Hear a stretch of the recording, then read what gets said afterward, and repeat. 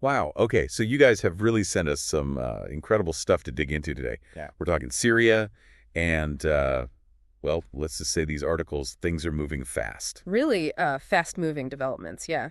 From what we're seeing, Syrian rebels are making huge gains, capturing major cities, and now even closing in on Damascus. And on top of all that, we've got the news about Assad himself. Yeah, the articles you sent, one from INET News and the other from Sky News, both from December 8th, 2024, they both say Assad has fled the capital. But it's got to be more than just a change in location, right? I mean, what could this mean for Syria's future with, well, this potential power vacuum?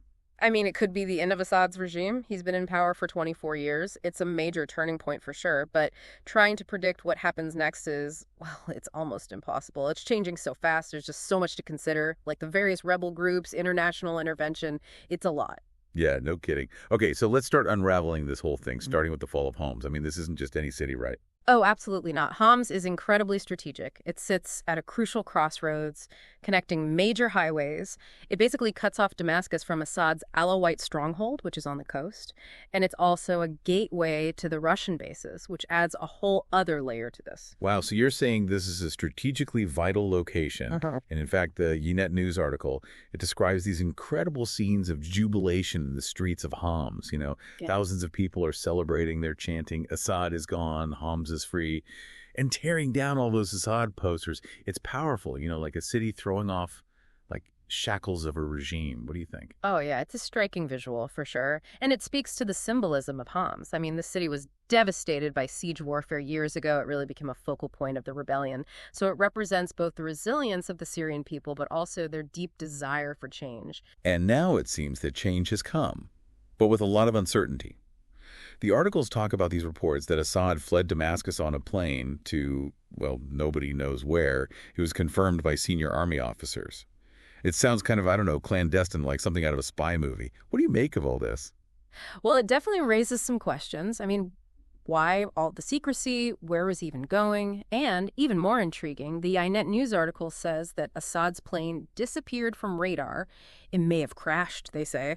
Whether that's true or not, it adds to the mystery of this whole situation. It's hard to even imagine what that could mean, if it's even true. And then on top of that, there's this official declaration. The Syrian Army Command is notifying its officers that Assad's rule is over. Period. I mean, that's pretty clear, isn't it? It seems like a really decisive break, yeah. And, the Prime Minister's statement, it's in both of these articles, it seems like there's a willingness to move on. He says he's ready to hand over power peacefully and is calling for calm and for everyone to protect public institutions. But that raises another question, right? Who will fill this power vacuum? And how smooth will that transition actually be? Well, speaking of transitions, what about Damascus? What's happening there right now? Well, these articles describe a city that's in a state of flux. Thousands of people are in the streets chanting for freedom.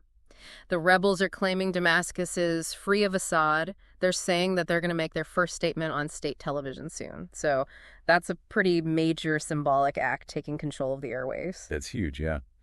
But the Sky News article also mentions gunfire in central Damascus. Yeah. They don't know where it's coming from, though. Do you think that could be some kind of resistance? Or maybe even clashes between, different factions all trying to take control? Yeah, that's definitely a valid concern. Even though there's all this euphoria, this transition of power is probably not going to be easy or smooth. There are bound to be factions within the regime who don't want to give up power. And then we've got the different rebel groups, each with their own, agendas and ideologies. It's not like there's one united force ready to take over, right? Exactly. And how those different groups interact, that'll be a huge factor in shaping Syria's future. Like, take Hayat Tahrir al-Sham. They seem to be playing a big role in this offensive, but they have a complicated history. I mean, they came from al-Qaeda's affiliate in Syria. And even though they're trying to rebrand, there are still concerns about their ideology, how they would actually govern. Yeah, that's a good point. The INET News article does mention that their leader, Abu Muhammad al-Golani, he's calling for restraint. He's urging fighters not to harm anyone who surrenders. But can we trust that, given their past? Well, I guess we'll have to wait and see. Actions always speak louder than words. It's easy to make statements, especially when you're trying to get international support. What matters is what they actually do. We'll have to watch them carefully. It's true. Every answer just seems to lead to more questions. Yeah. And then there's the question of what happens to the people who worked for Assad's regime. I mean, will they be held accountable? Will there be some kind of reconciliation process? Those are really important questions for any future government in Syria. How they handle the legacy of the Assad regime, including potential human rights violations, that's going to have a huge impact on whether the country can heal and move forward. And of course, we can't forget about the international players who've been involved in this conflict for years now. Russia, Iran, the U.S., they all have a stake in what happens next. Absolutely. Russia, for example, they're a key factor. But how much they can actually influence what happens, that might be limited because of the war in Ukraine. Their resources are stretched thin and their attention is divided. What about Iran and Hezbollah? I mean, they've been really strong allies of Assad. Well, the Ynet News article mentions that Hezbollah has actually pulled out of Qusayr. That's a strategic location on the border with Lebanon. It controls a vital supply route. So that could be a sign that Iran's support for Assad is weakening. Maybe they see what's happening and they're rethinking their commitments.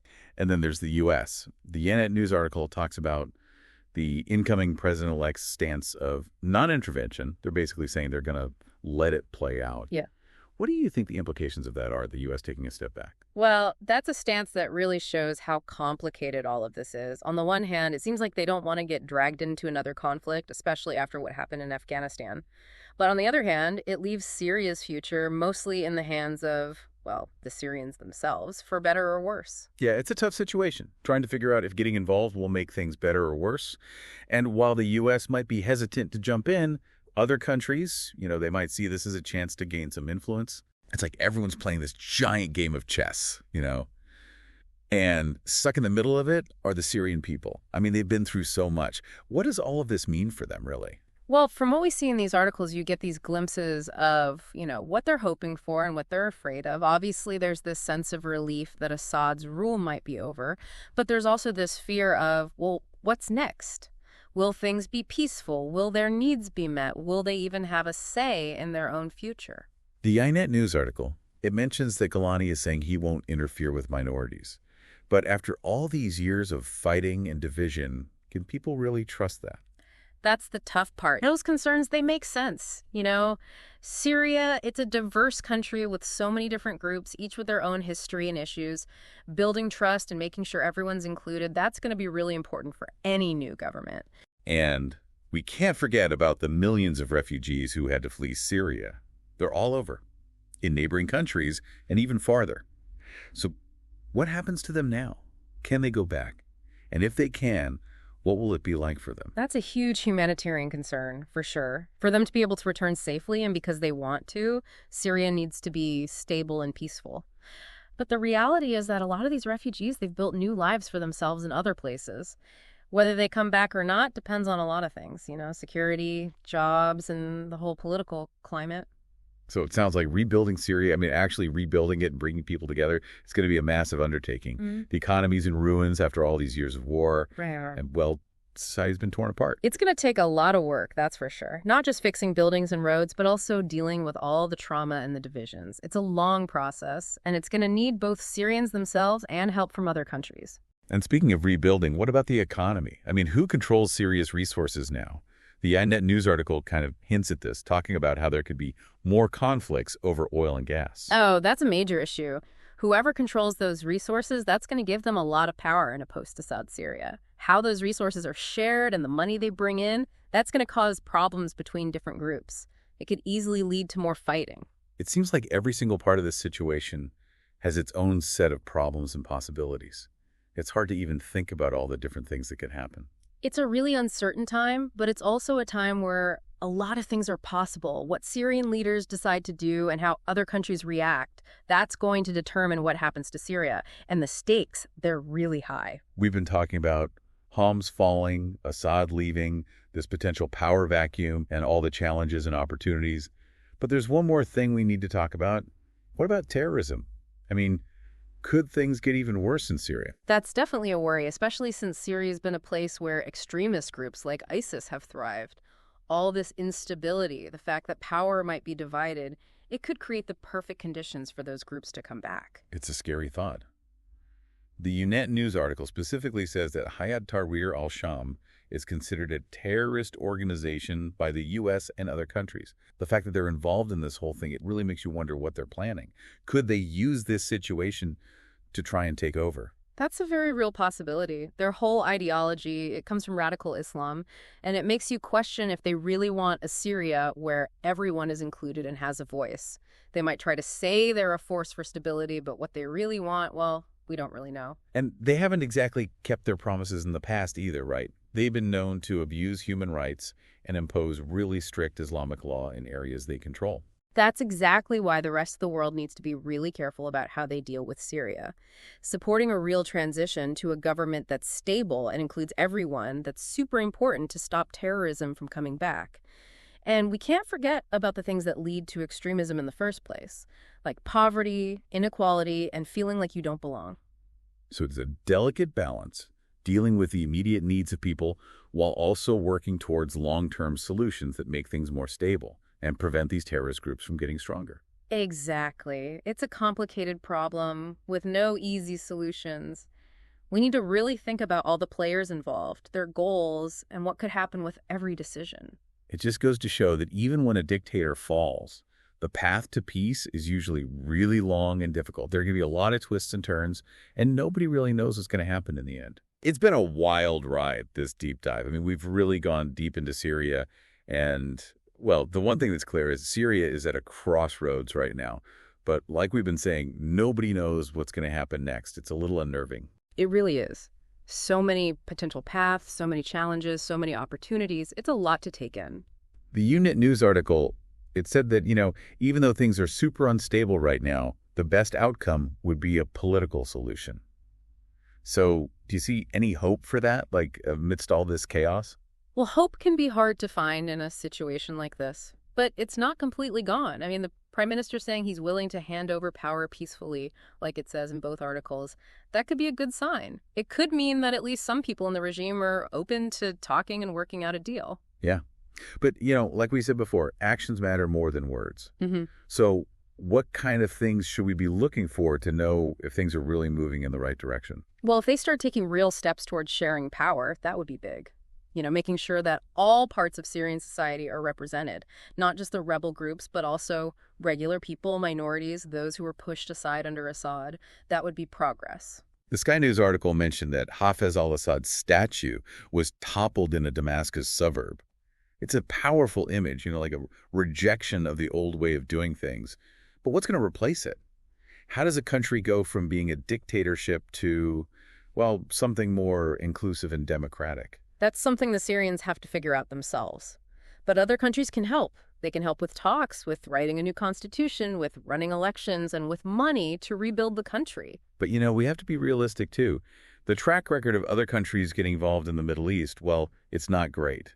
So what can we learn from past mistakes to make sure they don't happen again in Syria? Yeah, what happened in Afghanistan, that's a good example of why it's important to plan carefully, work together, and really understand the situation on the ground. Any intervention has to be done right, and it has to support a solution that comes from the Syrians themselves, not something imposed from the outside. We can't forget about the millions of Syrian refugees all over the world, right? They deserve to have a say in what happens to their country. Absolutely. Their voices, their experiences, they need to be part of any discussions about rebuilding Syria and making peace. Mm-hmm. If they can go back home safely, and because they want to, that's a sign that things are getting better. So we've talked about politics, society, even the economy. But what about, the human cost of this whole thing, the trauma, the loss, the shattered lives? How does a country even begin to heal from something like this? It's a long process, and it's not just about fixing the physical damage.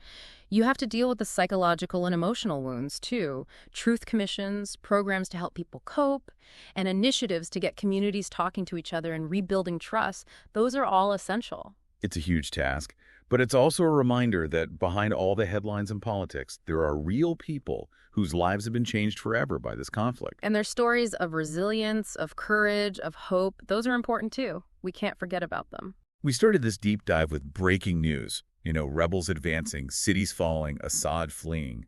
But as we've dug deeper, we've seen how complicated this all is. It's a mix of hope and despair, of opportunity and risk. And in the end, it's the Syrian people who will decide what happens next. Their choices, their actions, their strength, That's what will shape the future of their country.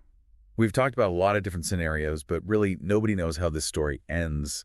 So what's your final takeaway for our listeners as they follow what happens in Syria? Stay informed, stay involved, and stay curious. Things are changing all the time in Syria. There will be good times and bad times, moments of hope and moments of despair.